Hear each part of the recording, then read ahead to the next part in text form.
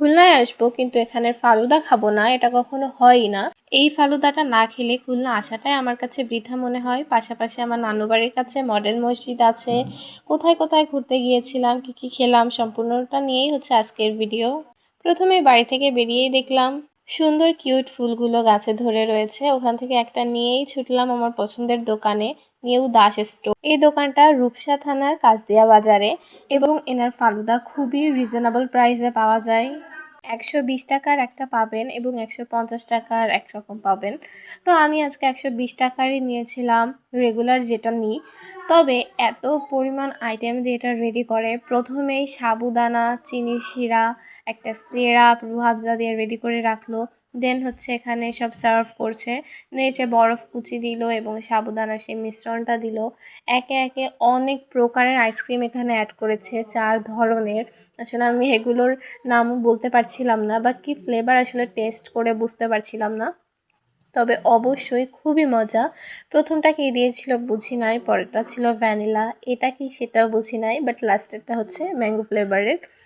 তো যাই হোক, এরপরে এখানে হচ্ছে কেটে রাখা আঙুর কুচি এবং আপেল কুচি দিয়ে দিচ্ছিল এবং এরপরে একে একে অনেক প্রকার টুটি ফুটি বার বা এক্সেট্রা, এগুলো কি আসলে বুঝতে পারছিলাম না। উপরে এগুলো টুটি ফুটি দিল, দেন কিছু বাদাম দিয়ে দিচ্ছিল, এখানে কয়েক প্রকারের বাদাম অ্যাড করছিল, অ্যান্ড উপরে আসলে আরও কি কি দিচ্ছিল আমি জানি না।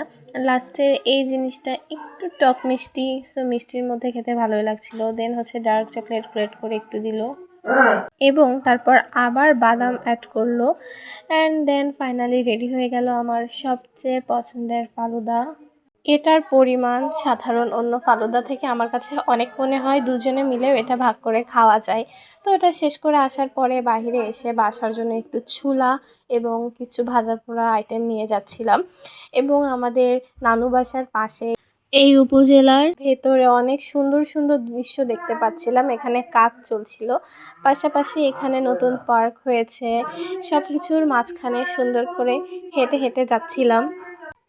এখানে নতুন এই পার্কটা হয়েছে, বাট আজকে যেহেতু হাতে টাইম ছিল না তাই যাইনি। এবং খুলনায় নতুন এই বৃষ্টির পানি ধরে রাখার জন্য এই প্রজেক্টটা আনা হয়েছিল। এন্ড এই মডেল মসজিদটা আমার যে দেখতে কী ভালো লাগে, একদম নানু বাসার পাশে। আমি যতবারই নানু বাসায় যাই এটার দিকে আমি হাঁ করে তাকিয়ে থাকি, আমার কাছে এত ভালো লাগে।